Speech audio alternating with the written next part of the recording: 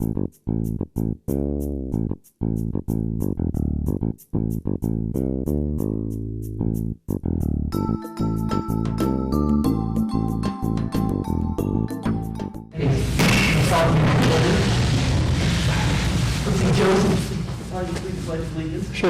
I pledge allegiance to the flag of the United States of America and to the republic for which it stands, one nation, under God, indivisible, with liberty and justice for all.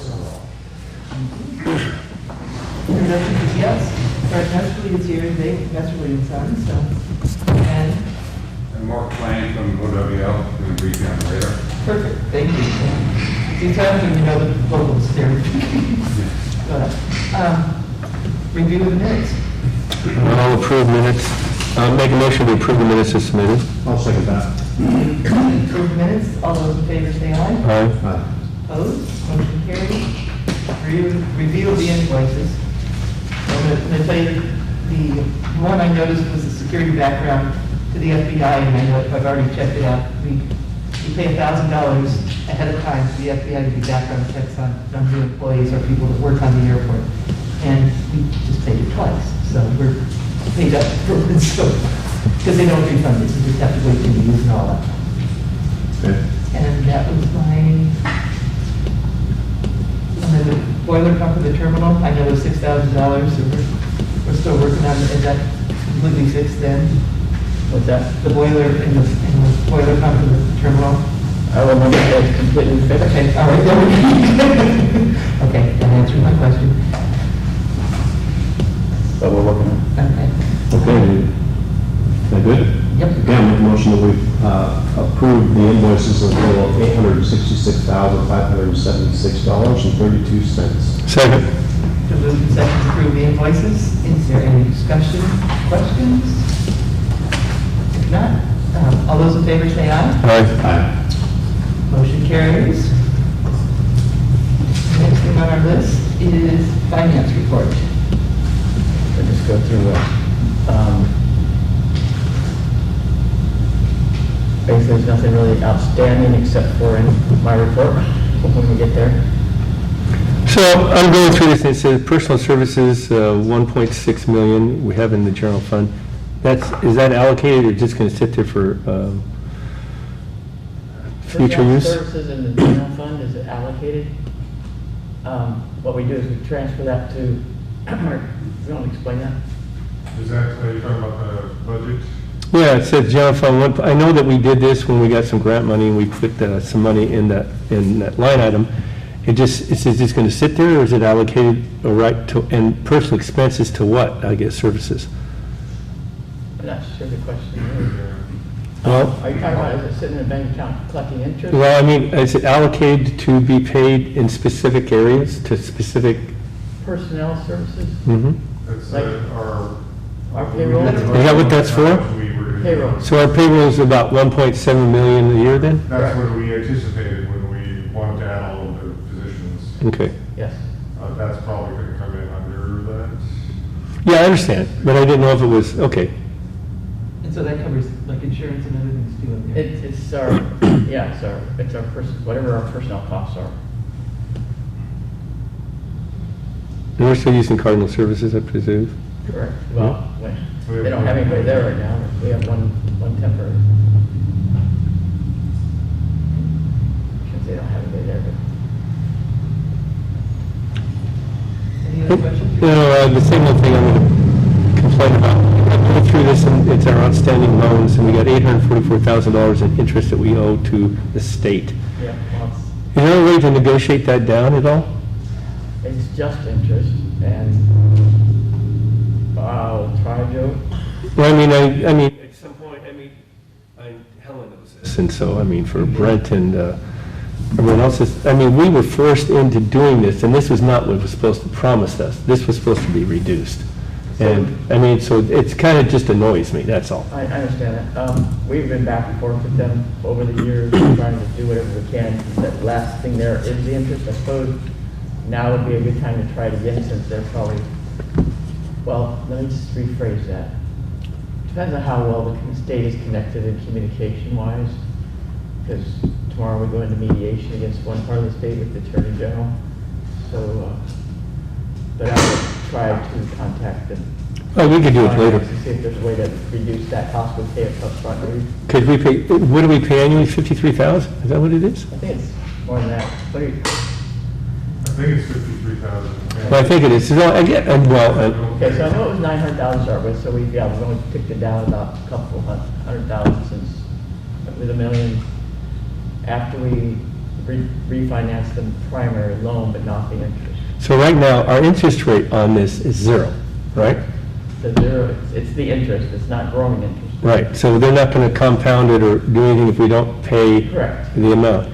So can't we just pay, maybe 5,000 a year or something, a lot less and just kind of stretch it Put it out? out forever. I I mean, I'll check. mean, does it say that we have to pay this amount? Do we have an agreement with, that we have to pay these kind of payments? We did have a scheduled agreement of what we were supposed to pay every year. Well, I mean, that was beginning, there was supposed to be, anyway, if you could look into it, Tracy, I know that's we all. have a schedule now, but I will see if we can change the schedule, but I'll have a hard time telling them that we're not able to make the 58. We would like. Well, no, but I mean, we have other expenses coming up. We're talking about doing some development stuff, so I don't know. Anyway, what are they gonna do, come down and take over the airport? I'm sorry, it's a snide comment. Probably not. No, I doubt it. I thought you were a morning person. Okay, so I'll check into that. Is there another page on this? It's just our project. Okay, so let's go slowly through this. The art facility is slated to be finished in December now.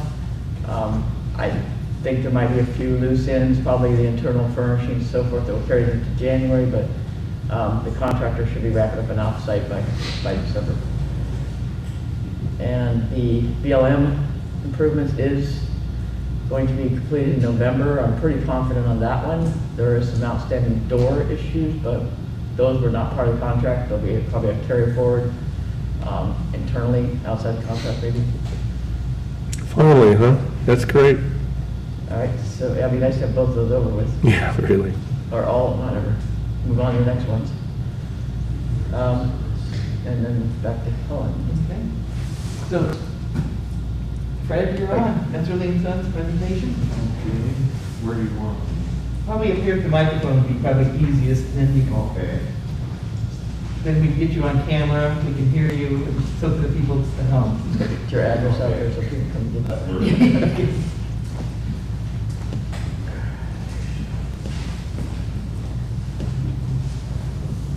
Well, thank you for the opportunity to come in and kind of share with you an update on the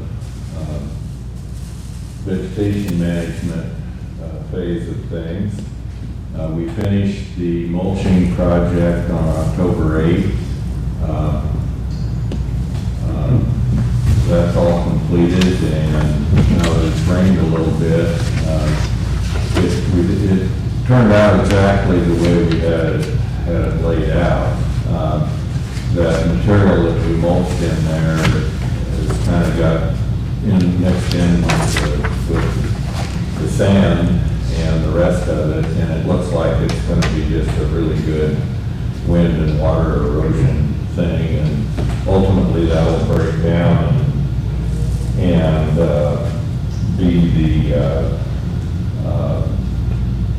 be a soil filter to it a little bit. So we did about 44 acres.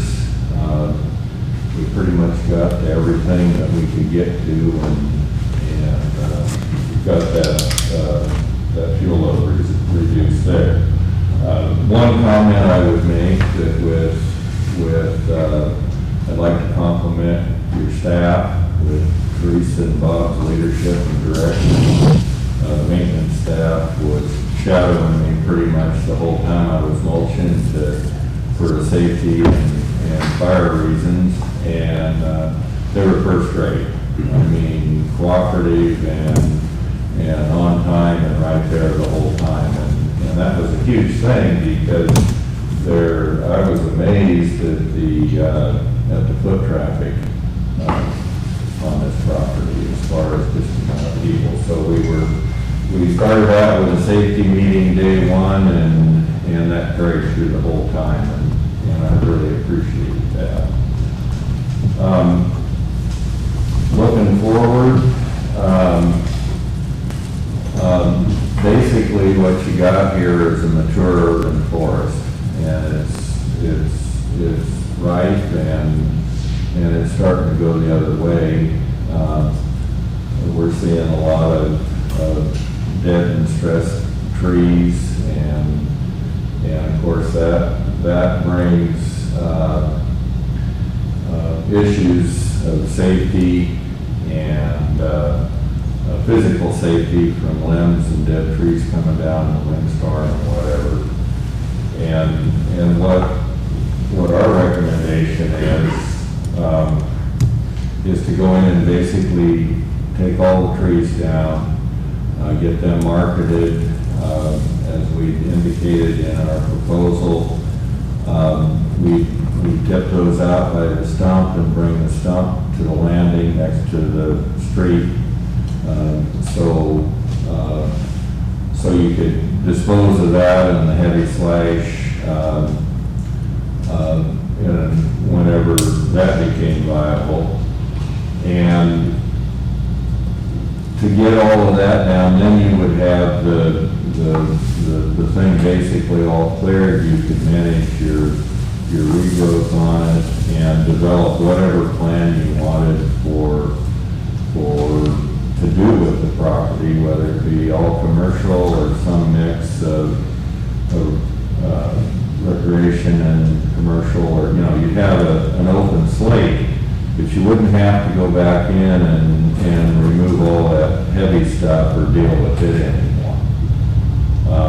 We're estimating that there's enough commercial value there that it will cover somewhere between 80 and 100% of the cost of doing that.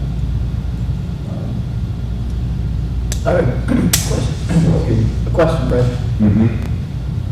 You've said before that you're going to take the tree stumps, or whatever, root balls, whatever they're going to be, you're going to put them, pile them somewhere.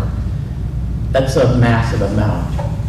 That will be a lot of material, depending on what resources you got available. The most efficient way to handle that was if we were to remove them from the property as we're doing the logging operation on. Is it something, I mean, those are huge, right? So burning them would be like a month-long thing. Well, the burning option, my understanding is that city ordinance says that you gotta put it out at 6 o'clock every day. And that is not practical. Is there a way to chop? Because you'll work until 2 o'clock to get it hot enough to burn, and then 4 hours later, you gotta put water on and make more smoke, and Is there equipment out there that mulches that or chops it or makes we could look into that, whether, I don't know if there's anybody local. I can certainly look into that a little bit. That might be an option to grind that, grind the stumps and the slash, the residual slash. There'll be some limbs and whatever that. Don't they use that for chip material? It's basically that the only real market for that is hog fuel, and with no mills here that are burning hog fuel to generate electricity or whatever, in general, there's just no market for that. And so I will definitely do a little more research on that, of whether it's a better option to grind it and dispose of that, or to, If they were pulled out and stacked at the intersection circle where you have the debris pile, the burn piles, they sat there for 3 years or 2 years, would they rot enough to be more manageable? no. They're never gonna rot. They would be there, there'd still be a pile of them there 30 years. I was going to say 30 years probably. So let me ask you this, okay, maybe we should check in, I don't know if it's even feasible, if the city ordinance, what it specifically says, are we able to do something a little bit different because of our status here? Number one. Number two, if we were to do this and burn it, if we had the availability, how long are we talking about this would take to burn? Well, you could burn that pretty efficiently. you'd have to take an excavator to where you could feed it, but once you got some heat going, you know, and you'd want to be able to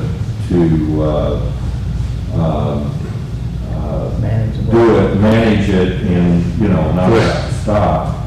I've burned a pile roughly as big as this room in about probably 4 days. So we'll just take it to your property and you'll do it? So, Well, that's the other option is to take it off-site and dispose of it. I think we'd like that option. well, how much smoke does it create? Oh, Well, I mean, to get it started, it does, but once it's Once gone, you get it started, and if you manage it to where you're moving it into the heat all the time, not really a whole lot. Okay. Even fairly green. It's not that we couldn't do it, we have a fire truck, we have a crew, but I don't think we, well, I mean, if you want, I'm just thinking about, I don't know what the expense would be to have Fred haul it off, but, so. all right. I think we'd make a scene, everybody need to know what was going on, plus the smoke for the airport environment yes, not an idea. could be a concern. Yeah, Well, that's not that true. it isn't possible, but, boy, they're burning at Beaver Hill right now, and, Not pretty.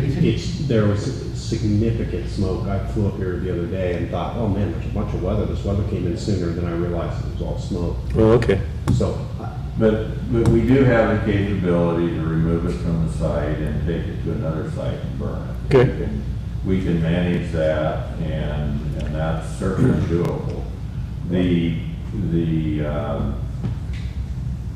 Hauling off. Pardon? Go ahead. The other part of that is that in the logging process, at least we would get that all gathered up to where it was close to the street for transportation.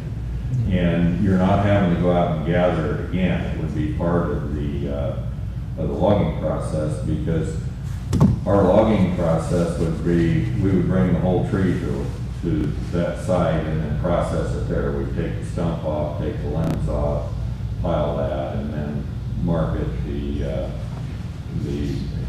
logs. I'm voting for that model. Okay, but that model, where are you putting the tree stumps in that model? What? Look, you're putting them in a pile until you're gonna haul them off. I know, but, that pile, we talked about two different areas, now that I see how huge that pile's gonna be, maybe that area needs to be the end of a circle.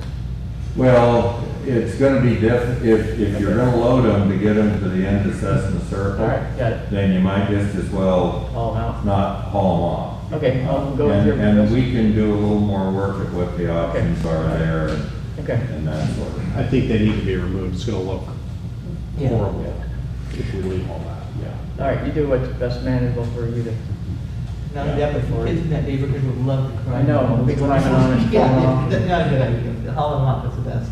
whatever, no, I mean, for you to get the trees cut down and everything, you can stock them wherever is convenient for the process. Yeah, yeah. Okay. And there'll be some areas where we won't take the stumps, just because it's not practical. If Okay. we're right next to a curb or a sidewalk Yeah, it might rip the or sidewalk. whatever. But our process would be to get all of that heavy material moved, so that you don't have to go back in again. Okay. And then that leaves you the options of whatever you want to develop Okay. for the property. Our schedule, our equipment schedule and whatever is that we'd like to do that. We're thinking, probably plus or minus 25 working days. And, we're scheduled such that we'd like to probably start that somewhere in late November and have it done by the first of the year. That fits our schedule with our equipment and everything. We're talking about, I just want to be clear, we're talking about logging all the trees? Yep. All you see there, all that is gone. And did that change since? Okay. Yeah, so, Yeah, after we got the brush cleaned out, you see how many of them, and they walk through there and see how many of them are rotten and the damage to them. I see. there might be a few I mean, there might, yeah. left, but not. And these trees are not gonna get, their best day going forward is today. In terms of And- market. No, just in their condition. Market value, actually, we'll merchandise that wood, just absolutely to get everything out of it we can. And then that will be a credit back against the cost of the log. And there is one other area that I want to talk about. You got a picture there, Robert, of there you are, kind of, if I can, this area along here is what's called the riparian management area, Along the shoreline. along the break of the hill down to the edge of the estuary. And that's had a 14-day comment period with the Department of Forestry. We developed a management plan for that. And basically, we won't take any stumps off that. We will take the trees to the break of the hill because they're not in real good condition and whatever. And that will also be, we mulched what we could get to there, and that will leave that open to, with probably some light grading if you choose to fence that as part of your security operation or whatever. That will be pretty much all ready to go. But we won't disturb that any more than to take the residual trees that are there. And then you'll have the option, if you want to plant along the edge of that bluff or anything, you'll have that option. All the heavy stuff will be out of there. So, let's explore that one for a minute, if you don't mind. If we want to plant along there, is there any fear of erosion or runoff or? No, that, everything is pretty well already graded, so the water would run back on the other side of the trail there. And interestingly, there aren't any culverts in any of that. It all just runs into the sand pile and filters through the sand. And of course, then you've got all the downslope vegetation to pick up any. Oh, that's what I thought you were sediment. taking the downslope vegetation off, but you're not. Oh, no. From the break of the hill down, part of the riparian management plan was not to disturb any of Got that it. because of its proximity to the estuary, and there's no need to. And wasn't the mulching that you did already to help manage the water runoff, that was part of the plan to begin with? So that stabilizes that, right? Right, and and it will also lock that in, so in the drier periods of the year, it should lock any wind erosion too. So I just think the board needs to understand, I mean, I'm not opposed to this because I think it's, what Fred has stated is something that we need to do, but you need to understand that this is all going to be gone, the business park's going to be gone, all those trees are going to be gone around those neighborhoods. So I think that this district needs to come up with a plan to do something, or we're going to have a lot of bare property out there. It's not that it doesn't need to be done, but I think we need to have a plan of how we're going to deal with this bare land, whatever it may be. I mean, some of it, I think, around the circle, business circle, or whatever we call it out there, is not going to be an issue, but you're going to have a bay view now. And, you have some trails there, but along the homes up in there, I think that you're going to have some pushback from the homeowners and the neighbors, because this is a huge change in perception and visibility for them. And I think we need to think about something, whether we want to put something that's low maintenance, like more trails or mountain bike trails, or some kind of park that doesn't take a lot of maintenance on it, or maybe some different kind of planting, get Rex Miller out here to look at some plantings that we could do that's going to be, in some fashion, have some beautification or something. But I think we need to have a plan here. And just to cut them down and walk off, I think is not the right thing to do. So, I've already got staff working on not just the 300 feet from, okay, when we build something or do something that we are required by the city to notify everybody within 300 feet, which leaves a lot of people out. So we're gonna try and get the whole neighborhood addresses and get a mailing out and schedule 2 meetings, second week in November, third, between the, I think it's the 15th and the 18th. Same meeting, just 2 days so that people have opportunity. Before that, we'll try and get with Rex Miller. I suggest Rex. Rex is local, and he knows the plants around here, and maybe he has some ideas. The main area that needs to be addressed first, well, I believe will be the street on Arthur, some kind of a something, because those are homeowners that will be local. The other ones will be, well, the other ones will be everybody in the neighborhood. So, we may not have a full-blown plan, but we're meeting with the people so they can come up with some things on their own, or they can talk about it, but that know that we are there to make this look better, be more appealing, but it has to be managed Yeah, like any land. I think as long as they know that something is going to be done, it's not going to just be forgotten, that we have an intent to do something, but if you interact with the homeowners and say, look, we want to work with you, what would be acceptable to you, what would be doable, again, we want to make sure, putting a park in is all fine and dandy, but, I know that when you do that, then you have costs associated with it. Because, it's easy to put that in, but then you got costs to maintain it. I'm talking about things that are not, maybe even a frisbee golf type thing, or a pickleball type thing. These things don't take a lot of maintenance, or a mountain bike trail, or other walking trails, or something like that, I like the idea of the bike trails and so forth. The frisbee people have approached us, and I don't think we're ready to go there yet, because we need to get the public's input, and I don't want to. And as far as the mountain bike trail, I just talked to that guy over there, Jason. He would be able to help you with that. There's a lot of volunteers that could build those trails for you and do that. They've done it in the forest out in the county. Now, I'm not sure it's doable, or if maybe it's not anything that's acceptable. I don't know. Maybe it won't work. I don't know. But just ideas. So I just think we need to be prepared. I think we need a plan for sure, and need to make that Part of clear it. to the right people. And my observation is, for what it's worth, because I've seen this ground within that little window in the mulcher, all 44 acres of it, in 5-foot strips, but you really need to have, you're headed in the right direction there to be able to manage this property where you can manage the vegetation, because once it gets grown up into that jungle, then there's just nothing good that works with that.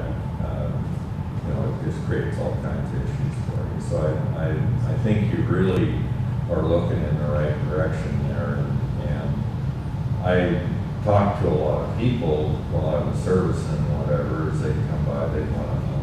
And so to get the surrounding community kind of on board with understanding what the plan is there, I think is really going to be important. And are we going to fence that to start with? So we have an application into the FAA for discretionary funds to fence all that property if we choose to. That is a different conversation, and it's an important one because it affects how the land can be used in the future. So at a minimum, I would want to fence the yellow line along the bay to keep people from going down along that area, being close to the runway. Even though it's not land-wise, they can still cross over or shoot a laser gun or something at the aircraft coming in.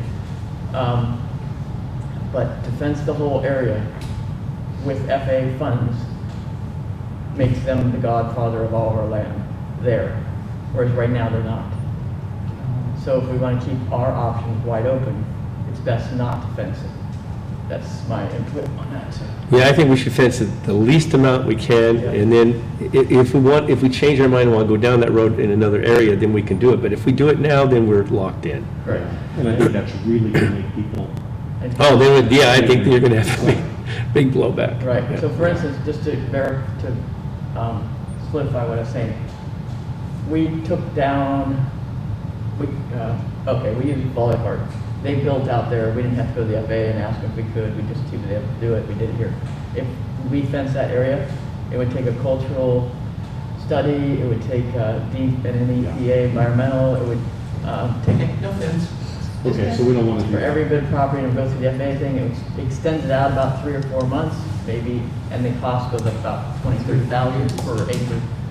So, Yeah, and through some discussion with Teresa, I found out that this property is available for maybe some development or a developer, And there's even potential that we could sell some of this property on the right conditions, which would maybe attract a developer for housing and stuff, which is needed in this area. So I mean, these are some options that are available maybe to us that we can think about. And once you fence in, you Yeah. put that big, huge legal battle from you. Okay. And one thing I think needs to be brought up that I heard about, that 8 homeless camps were in this area. 8. Only 8? Well, but that's a lot. I mean, these camps are not small. So the point being is that this cleared up a lot of issues that needed to be done, and I think made it a safer area for the neighbors and for our land, so. I'd like to reclassify that road. I'm walking through the trails and I see a person on a bicycle who looks like he does drugs, and he's got a brand new shiny bicycle on his handlebars. He's driving in there at dusk, and I'm like, I don't think that's his bicycle that's on his handlebars. So these are not people that need to have housing. These are people that choose not to have housing and live out there to do drugs and crime, so. Well, but these aren't the how, even if they're, I mean, with the homeless issues, there's other things that these homeless people need to go into and not be camping in this area and causing issues or potential issues, so. I mean, we had a motorhome on Second Street burn up because, you know, I mean, but those are the type of things, fires are being lit in there, all that other kind of stuff. It can be dangerous, so. Anyway, Okay, well, I guess we all know the direction we're going in there. I'm sorry to see all the trees go. It's gonna be a sad look. Yeah. Fred, bad man. Well, you know, everything has its time in a cycle, and these trees are about 75 years old, which is consistent with, you know, that once the Navy left right after World War II, they weren't maintained anymore, and so all this came up, and now this isn't high site ground, and they're just limited because there's not enough water nourishment or whatever. You get farther inland, and these trees would be much taller, and it's tough to live here where every breath of wind that ever came, north or south, was picking on you if you're a tree. Well, and the salt water doesn't help either. It's just, it is what it is. But, anyway, any other questions? I'll Maybe we just put all the stumps right along the edges to make that our decoration. No, that's not gonna. and put what, you want to put Christmas lights on it? You can make Oh, a my stump goodness. fence to kind of block your roads, Teresa, but if you get too carried away, All right. it won't work.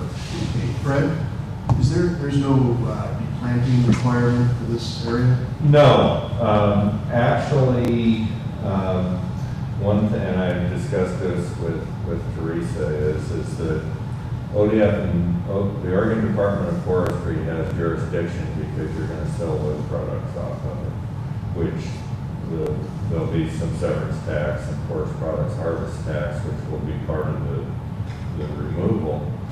But then you'll want to file with the Department of Revenue for a change of classification of land from forest land to urban. I believe it's all zone commercial or light industrial. But you'll want to file with them so that you won't have to go through that again, and that'll take care of your replanting requirement by requesting they change the use.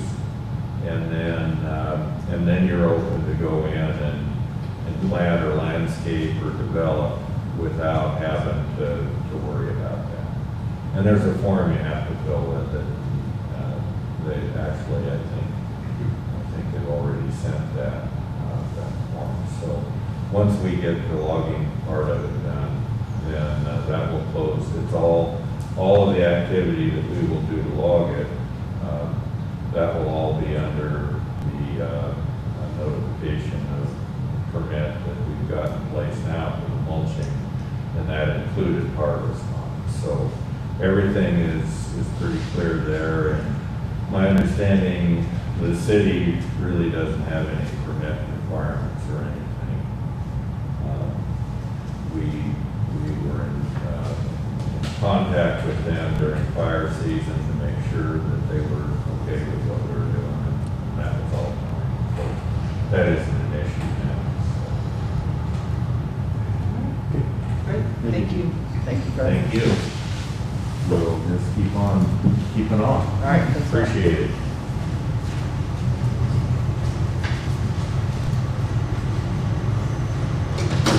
Authorization without limits.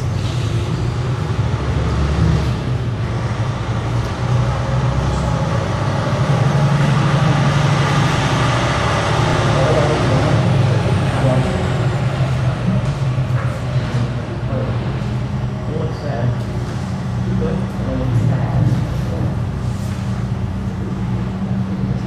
No. I mean, behind that. Okay, sorry. Wait, the truck go back. Yeah, wait for the truck. Yeah, we, Okay.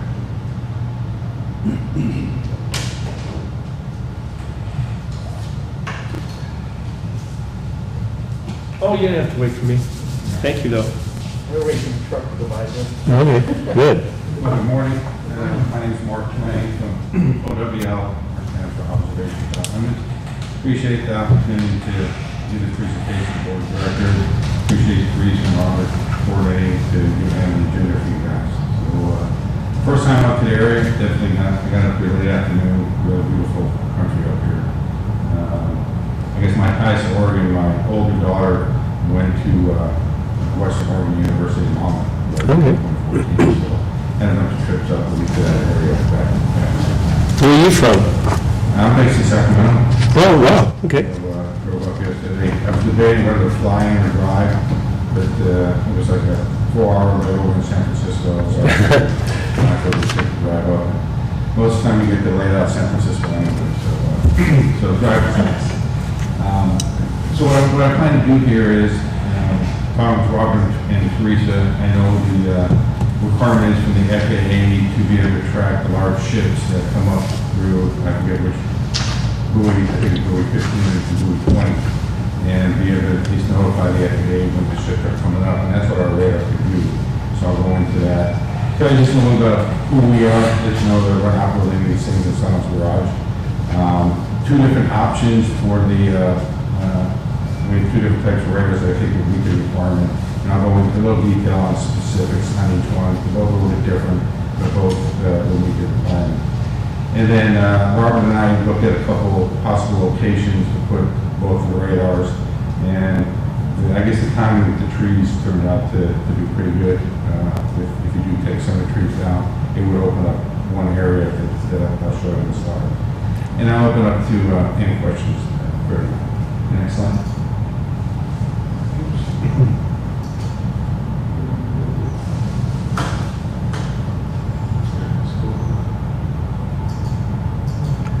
I think we need to give Robert a better spot. Okay, so a little bit about us. Like I said, I'm from OWL, and then a little confusion here, I guess, to explain the big picture of who we are. So we're a Dynetics business, and Dynetics is a Leidos company.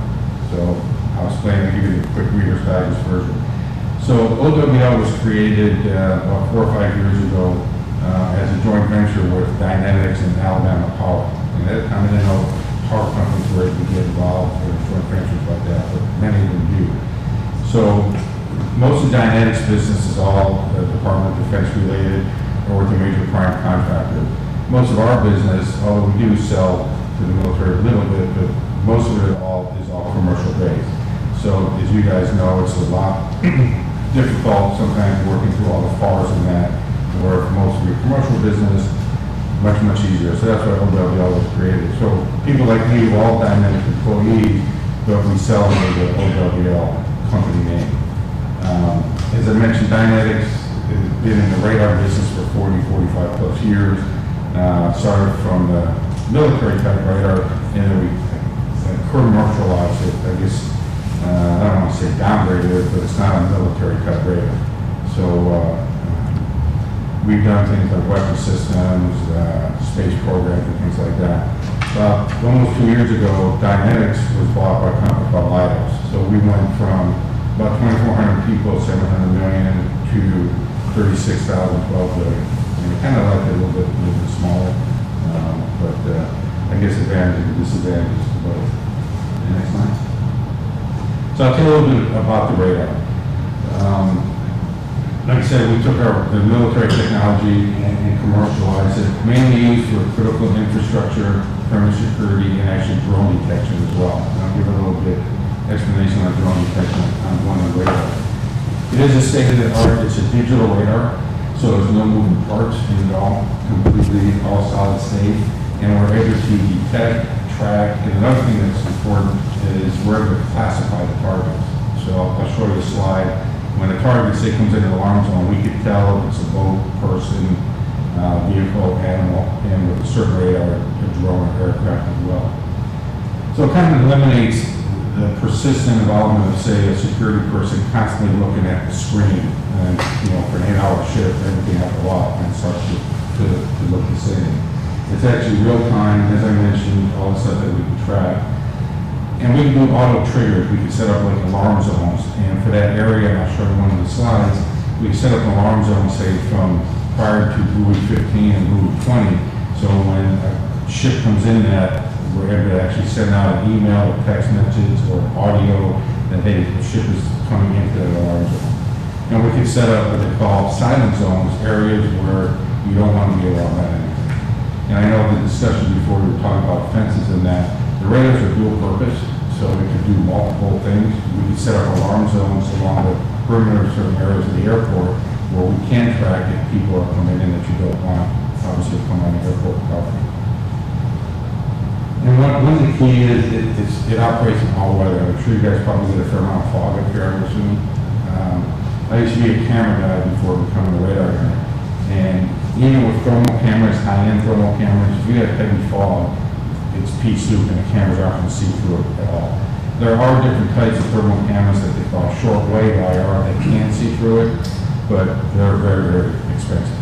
So radar is not effective, especially, and I'll show you a slide after the band that we operate in. We're not degraded by weather, whether it's heavy fog, snow, snow, or heavy rain. It doesn't degrade the weather. So it's really an all-weather 24/7 capability. The next slide. Here's the two options that I'm recommending to the airport.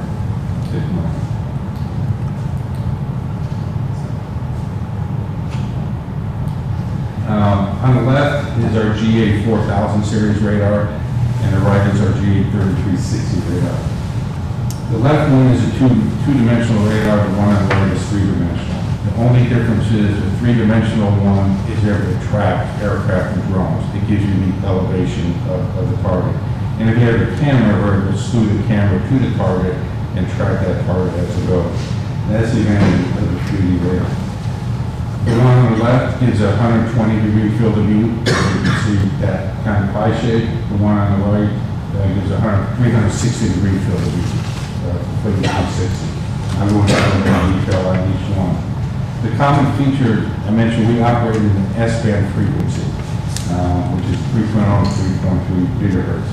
The nice part is it doesn't interfere, and this would be a question from the airport authority, is it doesn't interfere with any of the radars on site here. We've had these radars at the big airport, Denver International, for over 5 years now, and the one on the GA 4000 series, and there's never any problem interfering with any of the radars inside. It's all inclusive system, includes the hardware, the software. Obviously, out of the box, it's a 1-year standard warranty. And if for whatever reason, like I said, no moving parts, the radar is very reliable. We guarantee if it does go down, that we send another radar out within 72 hours, and it's a replacement radar. So it's not, yeah, we want you to send the other one back, we're not going to fix it, we send it back again, take the radar up and down. We send a full replacement radar. Mentioned about the detecting and tracking. It's all web-based, so there's no special software, no special computers you need to buy. When you integrate it, you can set it up with certain admin rights, but if Robert is the admin person, he can give access to all you guys, so you can log in at home to see what the radar is looking at with our user interface. Mentioned no moving parts, once again, highly reliable. There's no maintenance, there's no preventive maintenance, no after maintenance, so there's no maintenance contract required or anything like that. And one thing that kind of separates ourselves from some of the other guys out there, we don't charge a license fee or user fee. Some companies will charge, if you integrate with cameras in that, they'll charge you a fee for every camera that you integrate. We don't do that. So there's no software to it that we have to update yearly or every other year? We have extended warranties that, if we have some software upgrades, we could pass down, but, there's nothing mandatory that you need to keep updating software or firmware.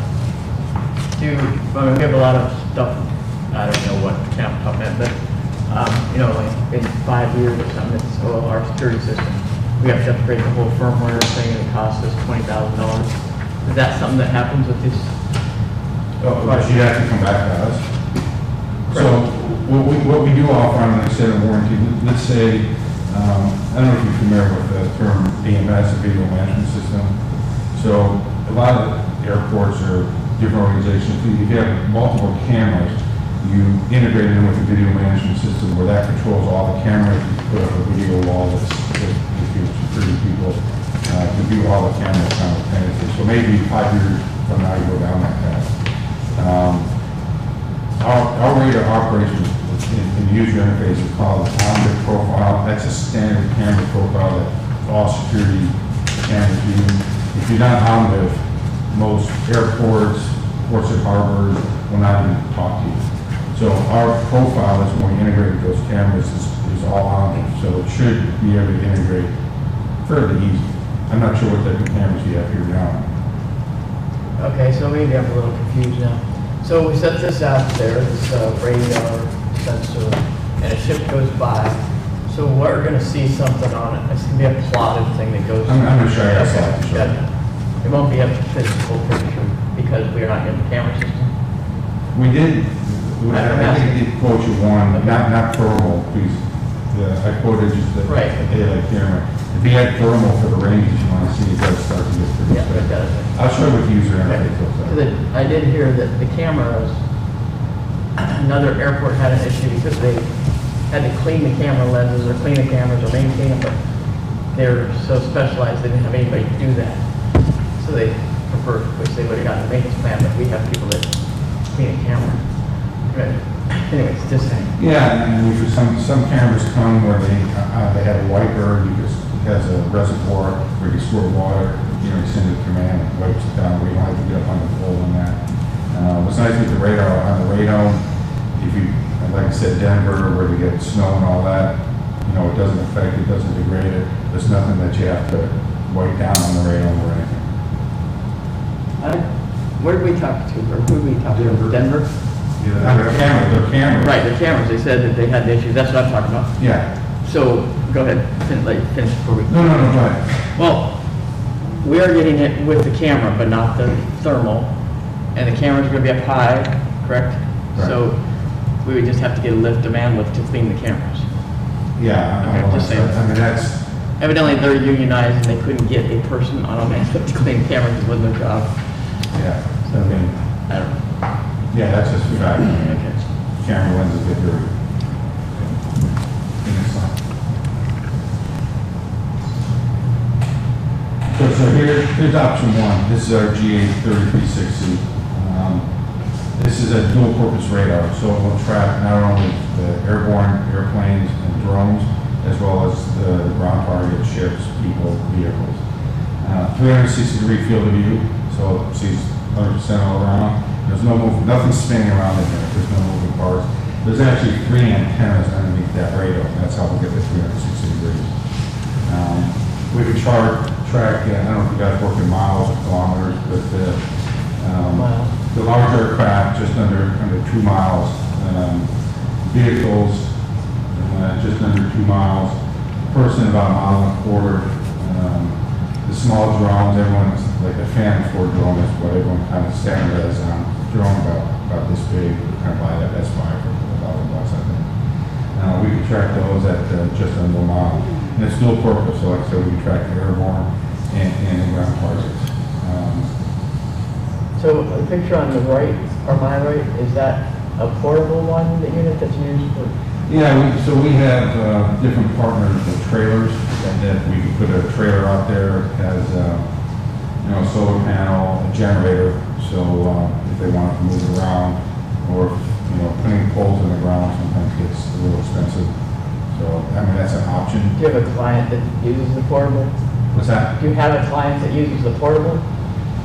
Yeah, I believe it's Alabama Power, and one of their sites, or two of their sites, has some of the, we don't manufacture the trailer, but we've integrated it all, and they use that. That's really the only site that uses the portable now. Can you say why they're using one versus a fixed one? It's just, I think sometimes they move it to different locations, and maybe one day they move it here, one day they move it there. I don't know if it was more money to put a pole in the ground. I can't see the pole in the ground would be more money. The trailer's not cheap. So they're probably, without the radar, you're probably getting up to 70, 80K maybe. With everything. We can look into that, that's something that, I'm just curious, I think a fixed pole would be much better. yeah. So this is dual purpose. So the next one, this is the GA4120, this is what Denver has now. This has the 120-degree field of view. It's a 2D radar, so it does not track any of the airborne targets.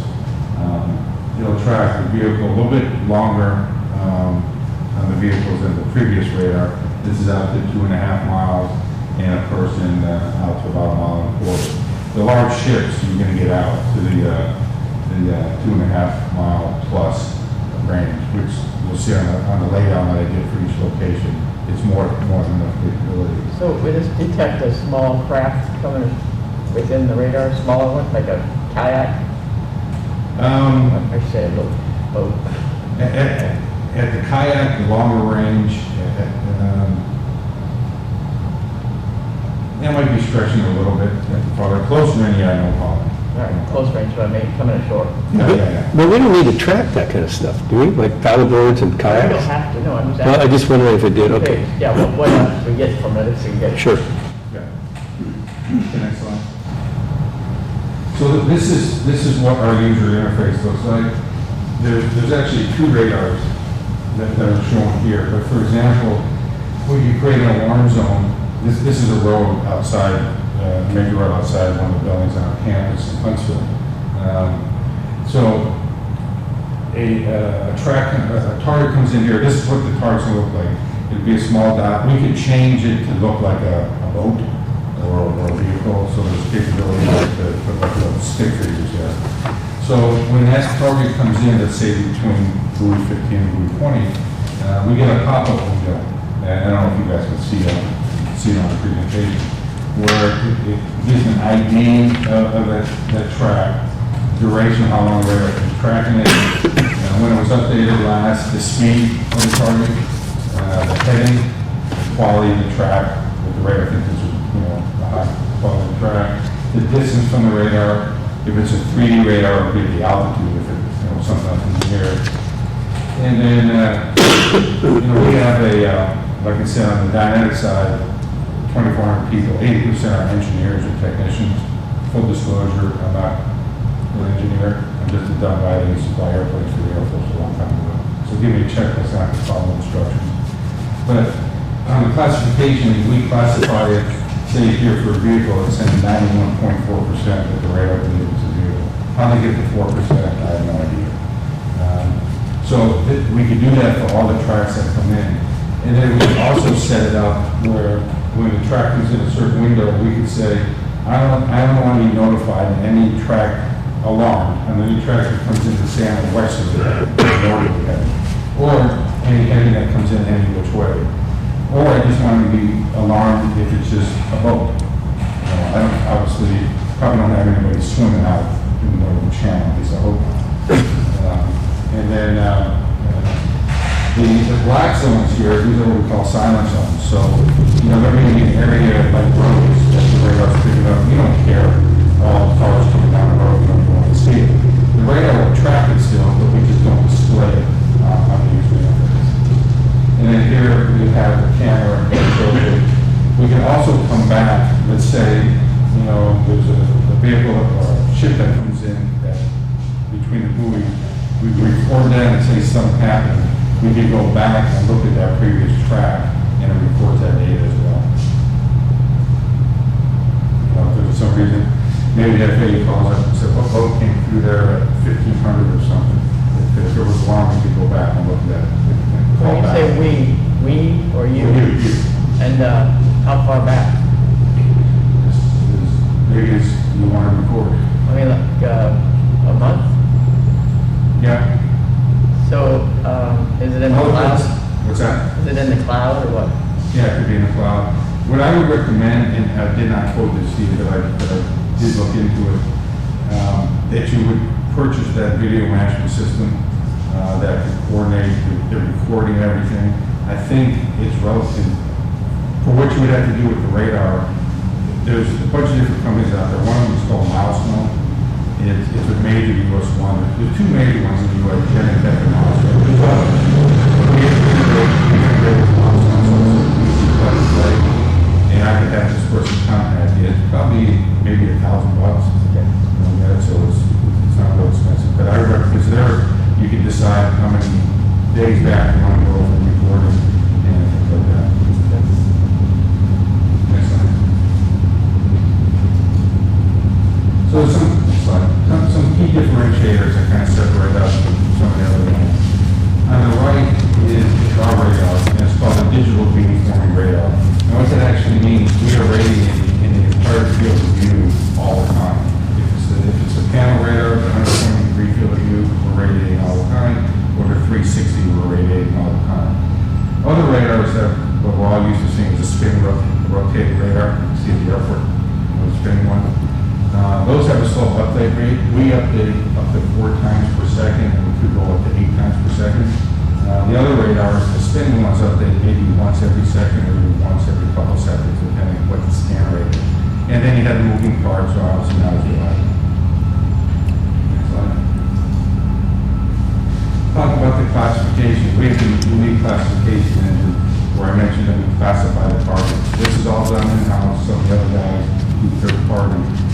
But we looked at roughly 40 different data points, and they look at the radar cross-section of the target, the density of the target, the speed of the target, the gait or torso, like if it's a person. And our classification system is very, very accurate. Does it ever kind of get confused or disclosure? Yes, it can. And I'll give you a quick example. If you have a deer walking to or from the radar, deer is about the same height as a person, about the same width. So initially, the radar may say it's a person, but after a second or two, obviously we swing our arms back and forth when we walk a deer down. So the radar says, oh, it will switch back to maybe it's an animal or a person. Or if the deer pivots, now the radar sees its long torso.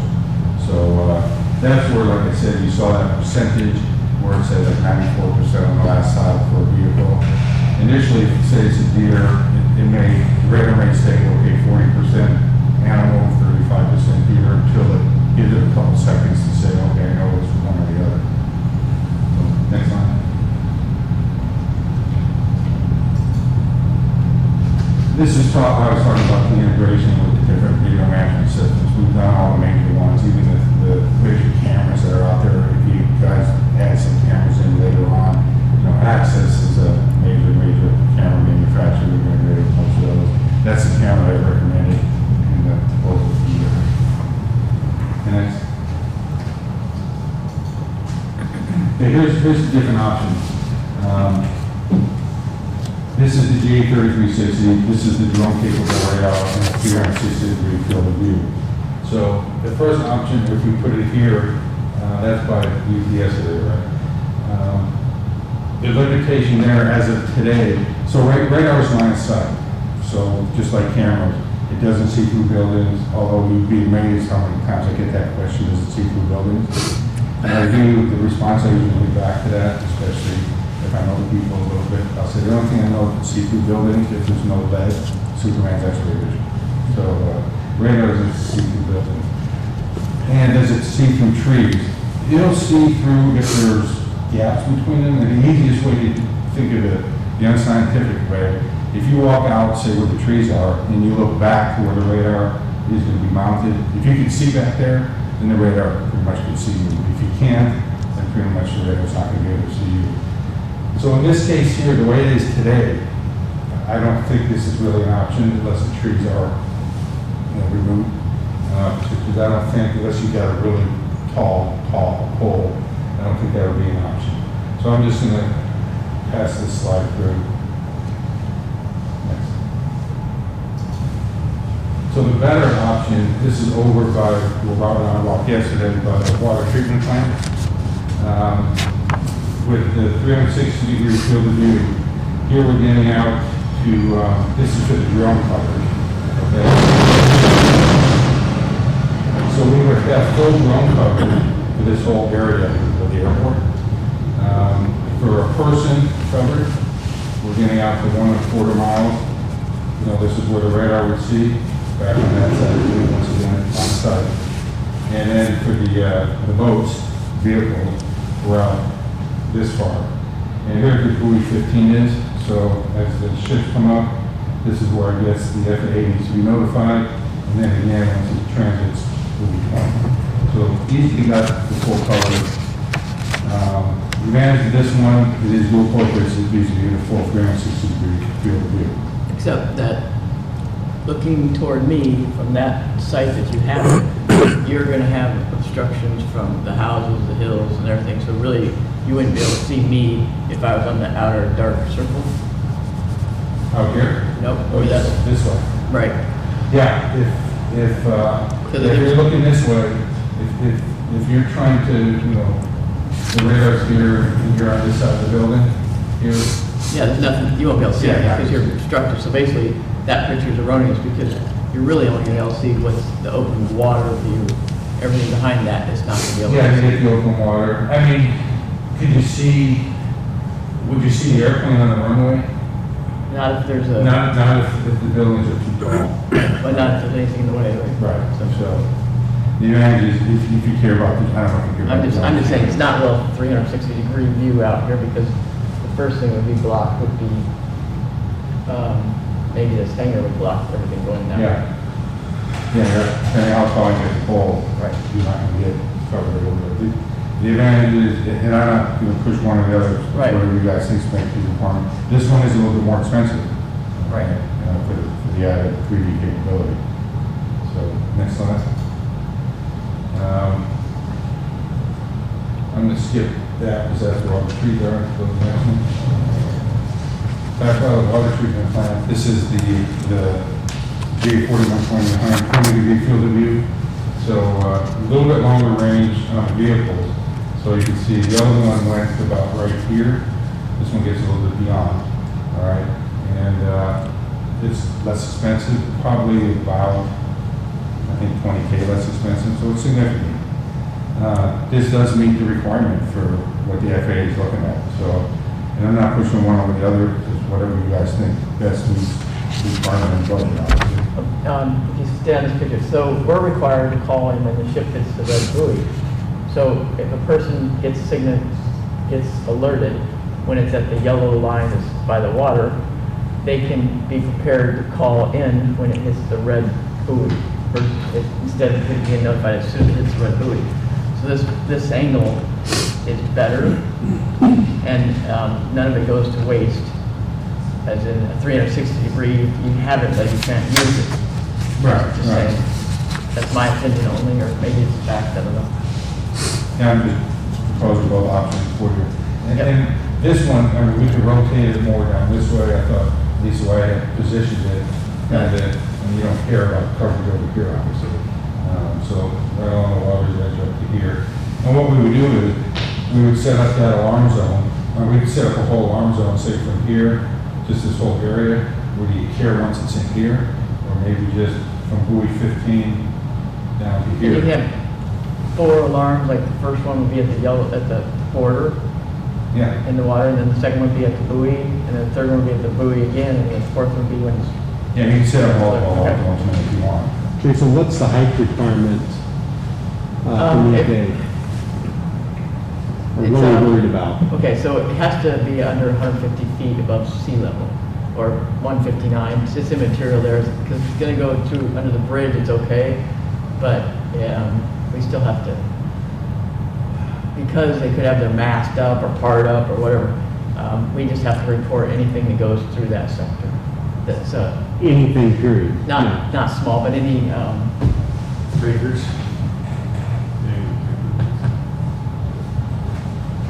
anything, okay, we get a heads up, we get the monthly ship report that tells us what ships are going to Roseburg Forest Products, which is right across the way, and that's where the larger Yeah. ships go.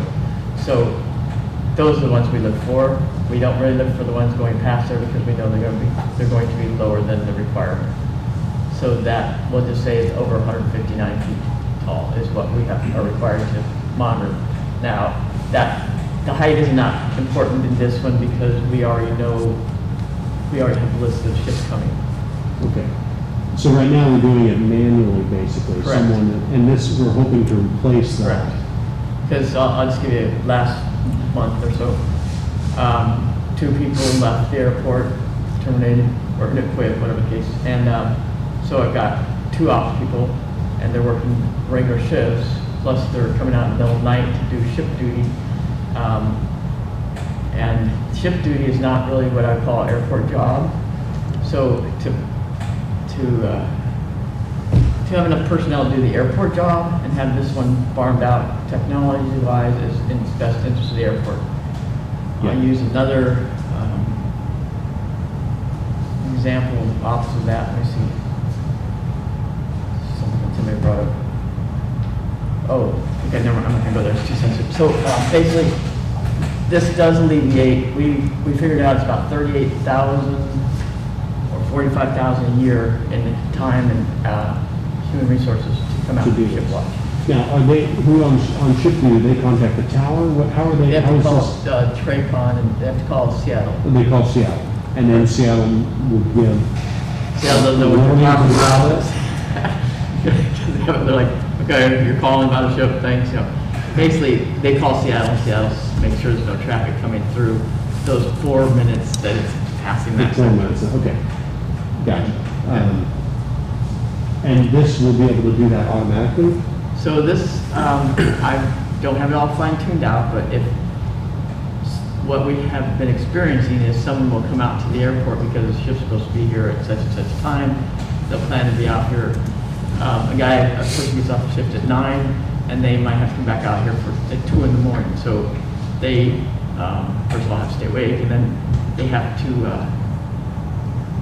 monitor whether the ship's going to come in or not, because sometimes it gets canceled due to weather, and last minute it might come in, it might not come in. So they're either sitting out here getting paid the whole time. So I'm hoping that they can do this remotely, and they would just get notified like on your phone, and you check it, and you make a phone call, and you're done.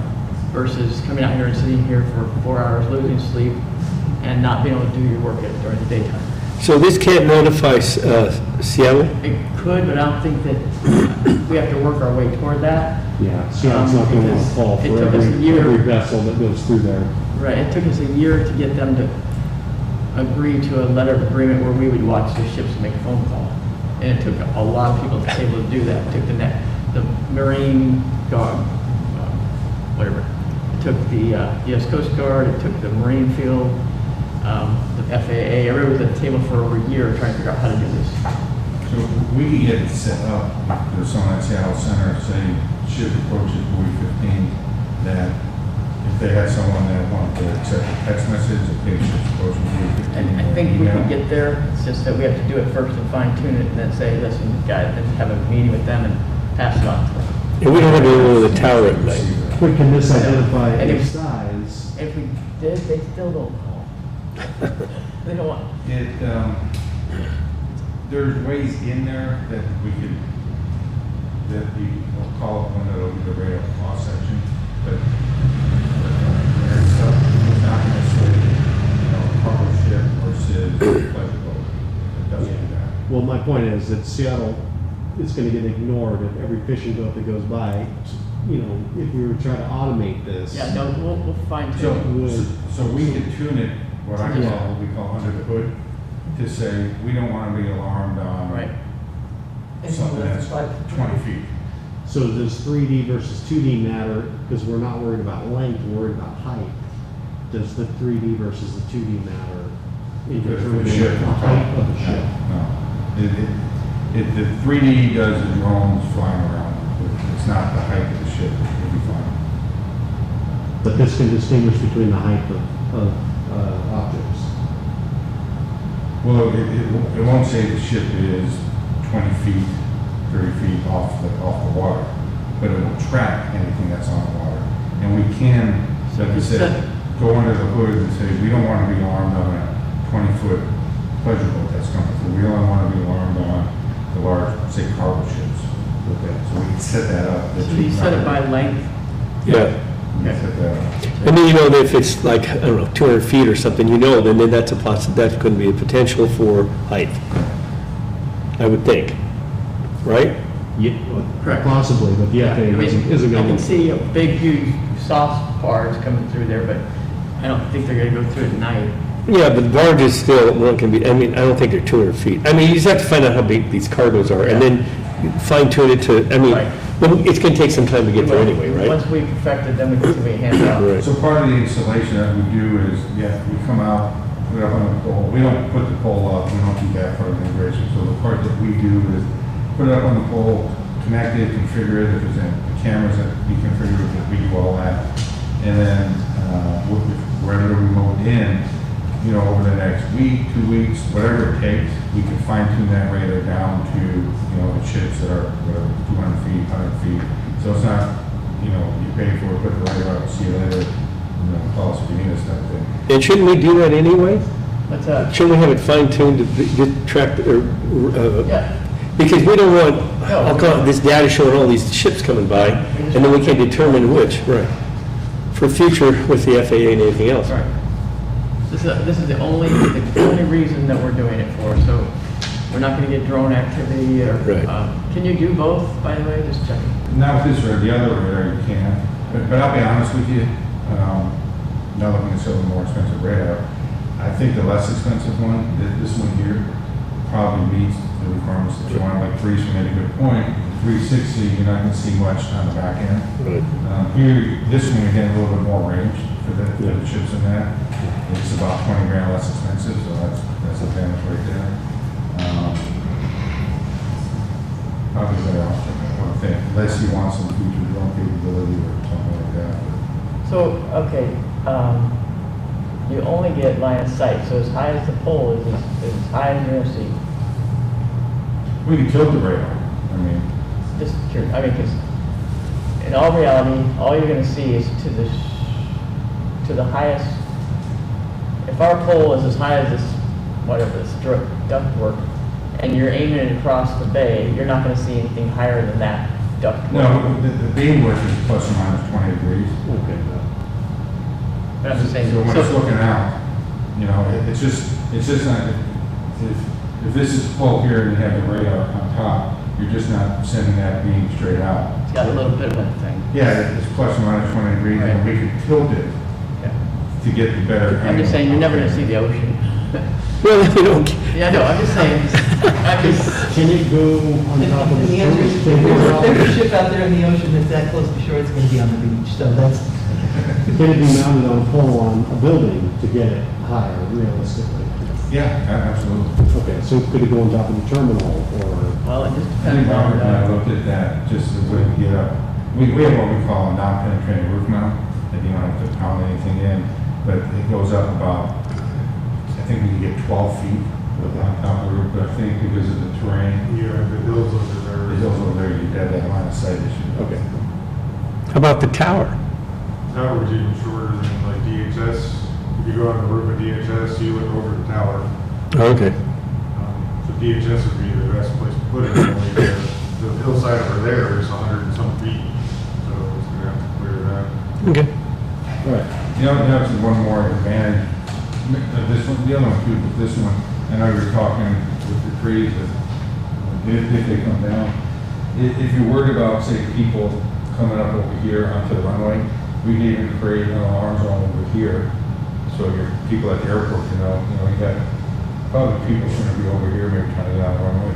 So kind of dual purpose thing, add that capability besides just the shipborne traffic. Okay. Well, we'll probably start off with just trying with big ships until we get Right. Yeah. comfortable. We'll help you through if you want to change it. And we'll go train you to show you how to draw the alarm zones and all that. So- It's pretty simple. Anybody authorized to put it on their iPad or their iPhone? Yeah, you can do it. Yeah. We can, or it's easily done. Easily done. It's just a web address. Got it, just checking. So it's as simple as Okay. that. Okay. And I think I got maybe one more slide. And it's just kind of, not too well about that. Any questions for me? Can I ask you more? I'll wait for you to any questions. Definitely appreciate everybody's time. Thank you very much. Thank you. Okay.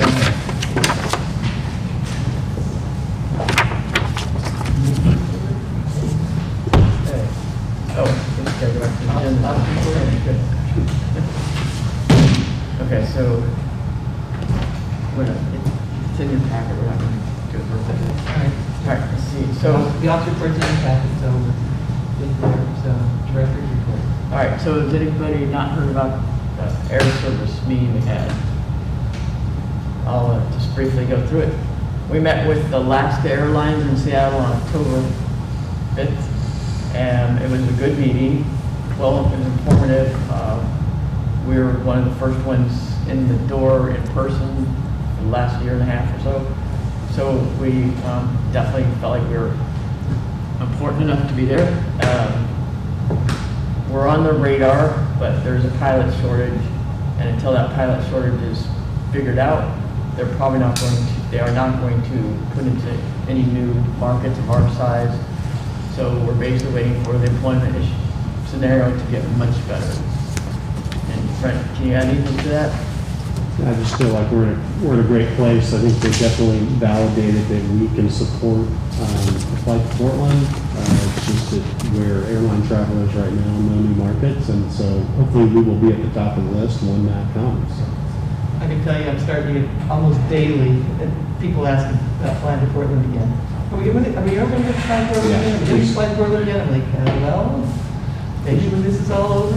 No doubt we can support I the said, we've been need. working on it for 20 years, so trust me, it's not something to put on the back burner. Yeah. I told my board after 12 years, so I guess I'm not doing a very good job.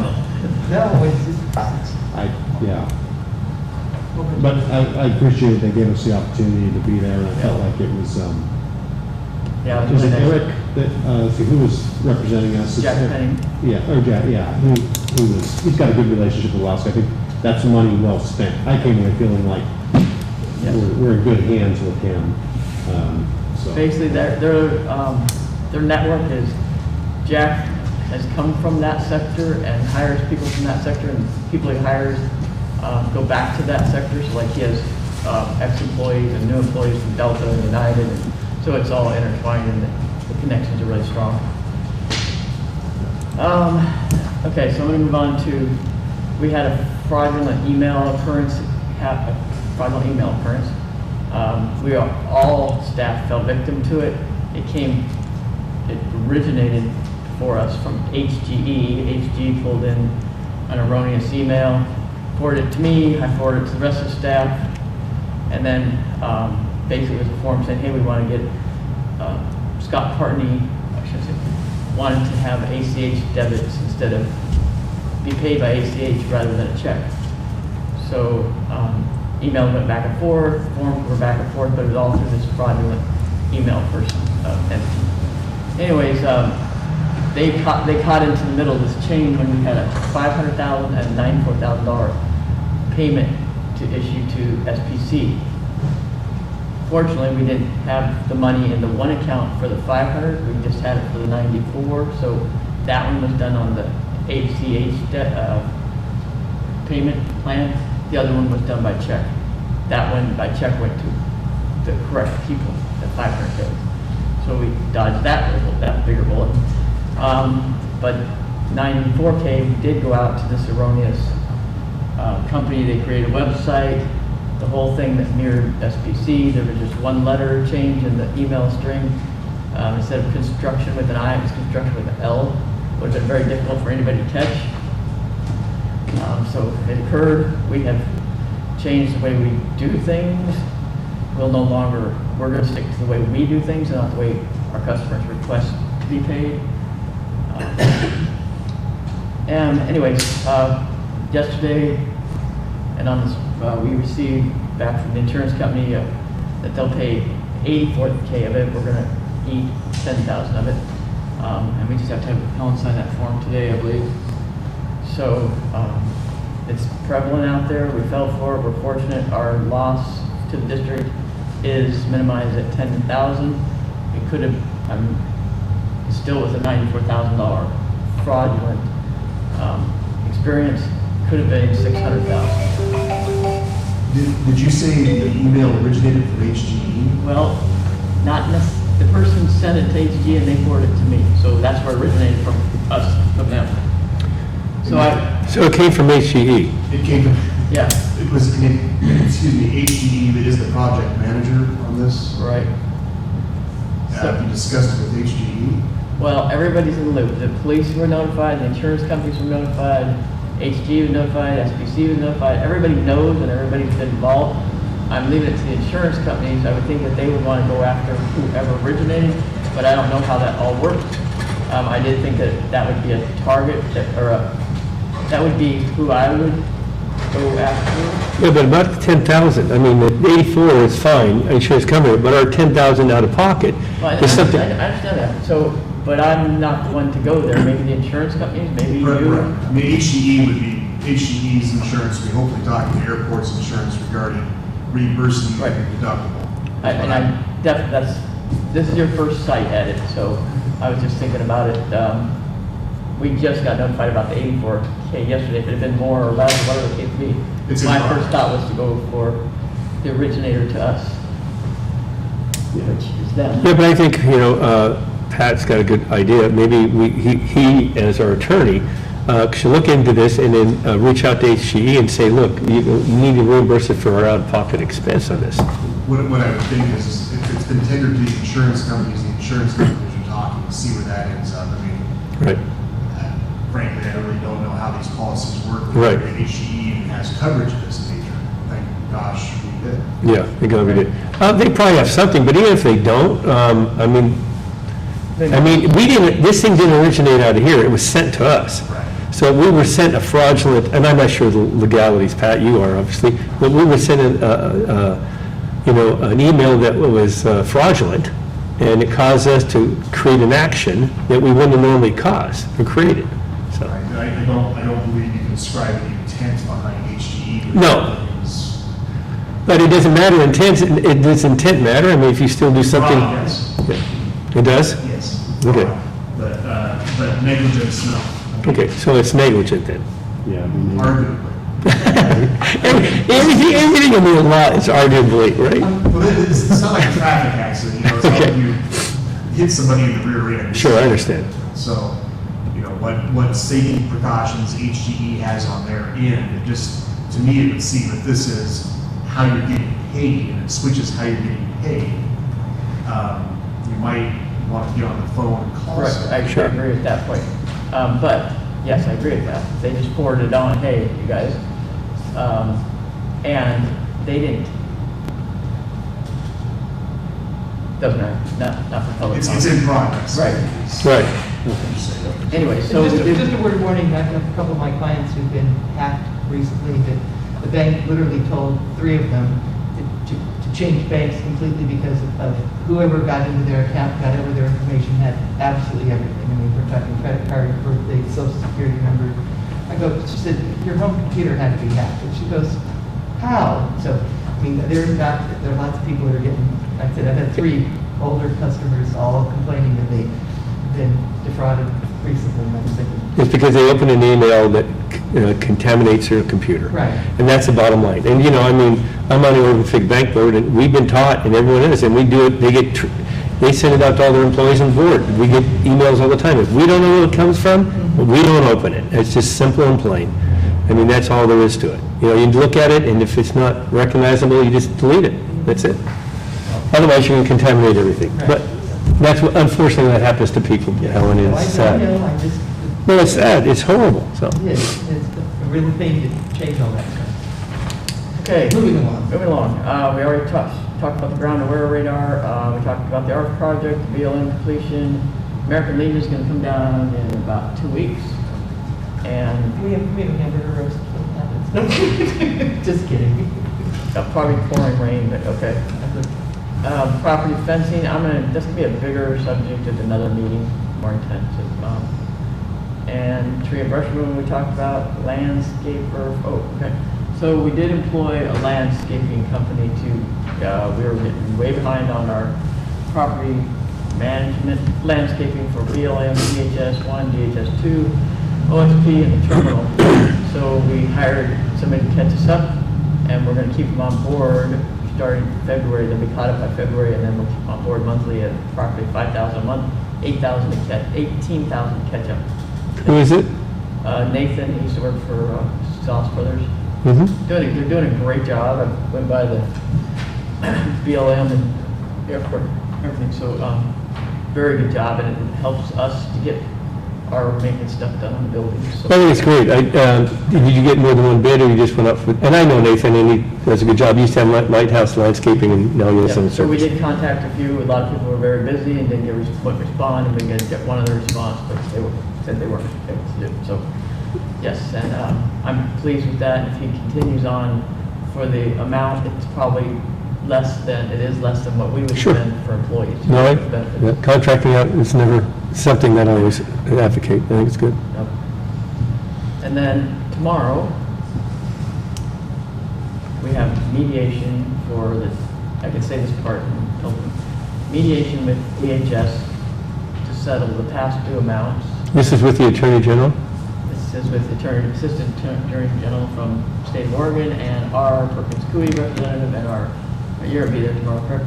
Yes, I Good. mean, I Okay. don't really have much of a purpose, but I'll be here. Well, we can clarify. We did have in front of you, there's an email about what is conceded so far. I think it's very good, but more to come. I think there's more that could, There'll be a mediation tomorrow with, I believe, retired district court judges, anyway, retired judge of some nature. Leeson or?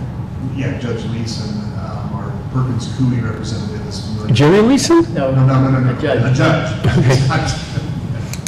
No, Jerry's not coming out of retirement to do this. Someone from out of the area, I believe a federal court retired judge or appellate court retired judge or something like that. The representative from Perkins Coie was familiar with this judge, has been in mediations with this judge before, seemed to have the high hopes.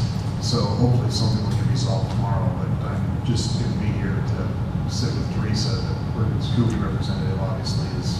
So is this a mandatory mediation? It's not necessarily mandatory, just however, it's something like this, they always want to do, it's always better to try to reach an agreement. Sure. than Just pound the litigation down someone's throats. But I mean, either side's not held to this decision then? Well, there might not even be a decision, this is mediation. Hopefully, okay. arbitration. Just trying to Okay. get both sides coming close together. In my experience, it's always helpful, if nothing else, strategically, it's good to kind of see the other side's hand. Okay. So this is a good thing. So right now, if I understand, on the low side, we're looking at, they've conceded about 250,000? Correct, we were looking for about 4. Okay. Oh, I was hoping for 8. Well, okay, 4 is just what we owe, but the 8 is what we'd be We're doing. not supposed to show our hand, Joe. 15 years. Okay, You're right. and lastly, Connect Oregon, we're putting in a grant for, similar to the one for the RAISE grant, which was the apron, the cargo facility, and demoing buildings. So just that. And then that's a 30% grant, match, I mean. Correct. So our out-of-pocket could potentially 900,000. Is that what it said? Yeah. Okay. Well, Yes. it was a $3 million grant, correct? So yeah, if our 30%, so that would be 900,000, but we do have the money from grants and everything that we could go Yeah, ahead so with this, We right? have the FAA over the next 3 years, we have about $3.4 million, about Yeah. 4.8 for the apron concrete stuff. We have our own match of whatever it's going to be determined, depending on how much grant money. We applied for the raise for 9 11 million? 6 million. 6, but total project, 6 million, so we have to match that at 10%. I think we try to match it at more than 20, Okay. just to make it. But we're using the FA for that. So we have some good grants out there, applications out there. We're hoping to get both. One would be great, but both would be excellent. No, I think it's great. I mean, the Connect Oregon, I think, so it's all 30% match on the Connect Oregon? Unless you're rail, and it's 50%. So I think that gives us a better opportunity, because I think there's going to be some people not applying if they have to come up with that kind of money. Except now, you know, a lot of these entities have gotten money from the Yes, federal government, yeah. so yeah. There's a lot of It could be a different, is there a lot? Yeah. Okay. Okay, other than that, we have 2 agenda items. I'll let you just- Bob Hood stuff, there's some things that he's talking about in here, that he's talking about quotes and cost, but there's no dollar amount put in here. Can we have that in the future? Because, I mean, you know, construction of new warehouse, pool building, volley cars proceeding nicely, substantial completion occur, but throughout this area, I mean, there's like 3 different things. Bid should be coming in, or we're going to go ahead with this bid, only got 1 bid, that type of thing. I think, you know, there's no cost associated with it. So I would, I apologize, I didn't look at his report because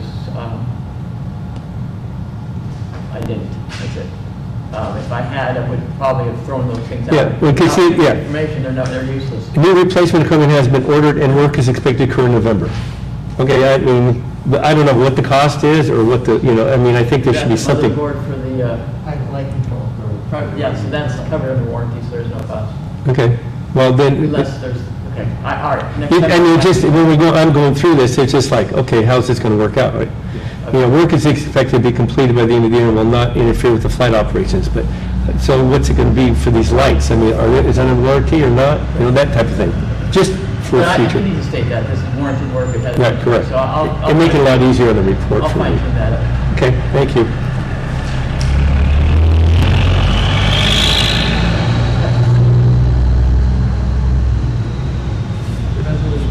Oh, yeah, we do need a resolution for us to apply for the grant for Connect Oregon.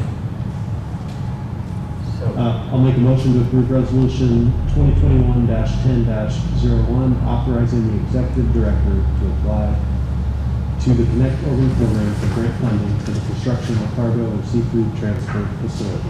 Second. So moved and second to approve resolution 2021 and 01. Any discussion?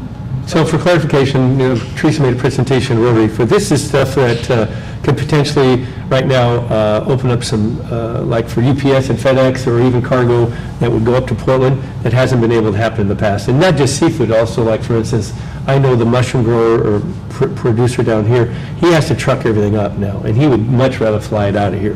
So those are some options for our local businesses to be able to utilize. That's my comment. Okay. Any comments? All those in favor? All right. Motion carries. Next one. I'll make a motion to authorize the executive director to accept or reject the DHS settlement agreement. I'll second that. I should have said, oh, if it's only 800,000. Then she doesn't, then it's not a. No, it's under my comment period, I just wrote, that's why I didn't put it in the motion, so. It's been moved and seconded to authorize the executive director to accept or reject the DHS settlement agreement. Any discussion? All those in favor say aye. Aye. Motion carries. I do have something I need to add. Yes, sir. Okay. So before, we got the email from Special District yesterday stating that they would reimburse $84,000. Correct. We were going to issue a check again to SPC for the 94. I had that stopped because that had not been approved by this board. So now I'm in a little bit different situation. We're getting reimbursed for the 84 of that, so I still think I'd like approval from the board to reissue a $94,000 check to SPC. I don't know how that can even be worded. Was it, Well, basically. wasn't it on the, It might have been, but it was supposed to be, I wanted to spell it, I wanted to bring it out, because I didn't want it buried. No, I don't see it in here. Was it, or I not the mean, buff? Okay, we approved it once, but Was it keyed to a certain invoice? key key. The application request, Was it that? the pay application request. Okay, so Yeah, then so- there was a certain pay or application request, and so, I mean, basically, if you authorized, So, okay, requested so, authorization to, all right, we did authorize it, say, last month, okay? right, But we didn't authorize a second payment. you're basically out 10 grand at this point. So now it was full amount 2 days ago, but now it's only 10 grand. So I still want to recognize that we're approving another payment somehow, even though we're only out 10 grand. Right, I mean, I think it should all be encompassed in the same, in the same language, so you know what you're talking about. In other words, in light of the fact that the airport fell hostage to whatever you call it, the fraudulent email, you request authorization to reissue payment in the amount of $94,000 based on an application request number, blah, blah, blah, blah. Who's this to? Partney? Yes. So I need to do that today, right now. Well, You don't need to do it today, I mean, but does he want the check right away, or what? Yeah, of course. He wants it Oh, yeah, last. but yeah, whatever. I mean, it's already a month late now. but I would put it all in one encompassing resolution, so you, so Okay. looking back at it, you understand what happened there. Okay, so we're going to go ahead and pay SPC, and we will put that resolution on the next board meeting. We're gonna pay who? Scott Parker. Oh, Scott Partney. SPC. Scott Martin Construction, Okay. took me a while. Yeah, I mean, I thought we were talking about some federal I'm trying to keep agency. Names out of it, but So we're gonna put it on next month's agenda, or we're gonna do it now? I would like. I think we need to do it now so that she can make the payment without, I mean, We're gonna make the payment, so It's up to you, Teresa. we can do a resolution after the fact? That would be, I prefer that only because that would involve the information. Be tied together? Okay. Okay. and since the information changed from yesterday to today, yeah, okay. Well, and plus, it's already been authorized prior. Right, I'll just, I just wanna make it a part of our record, so we'll make it next month, but we'll go ahead and pay it. This month, but we'll make it part of the record, so people understand what happened on the next board meeting.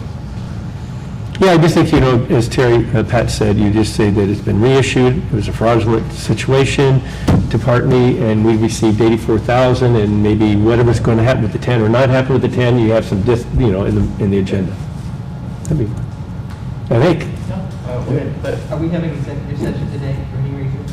I don't know of any reason I unless can't Teresa wants to think of discuss. one or two or any. No, I can't think of a reason, I think, unless you guys can. Yeah. HR issues? Nope, don't want to talk about it anymore. Unless you guys want to get rid of me, I'm happy to talk about that. Not talking about that. Chairman, or commissioners' comments, so, Brett, got a comment? Good to see everybody. Talked a lot today. And then Joe? I want to thank Brad for taking, you know, Teresa and, That was great. yeah, James up to Seattle to meet with Alaska, and appreciate you participating in that and doing that for us. That's It's, the only way to go, by the way. So is the airport going to buy a plane? I was thinking about it way back when I was in Naples, we had a plane up, like, this is. I can make the motion. But anyway, all kidding aside, I thank you very much for that, and hopefully things will come about. I appreciate the opportunity to go up there. Brent did say he was thinking about leaving his business, becoming a pilot, so we could hire him in his plane and become the airport. Can't you be the flying dentist? Isn't there a, you know, Yeah. a need for that? I have looked at every angle to that. and My accountant always comes back and says, no, just stick to doing dentistry. It's always somebody who's Take it saying, away. right? Well, I want to comment about the newsletters that, Oh, I was going to call Over the Horizon, Over the Horizon, or Over the Horizon, David's been doing. Anyway, great newsletter, thank you very much for those people who contributed, and I've handed it out to some people to ask about. You've seen the newsletter? Hmm? I like, I mean, you're doing a good job.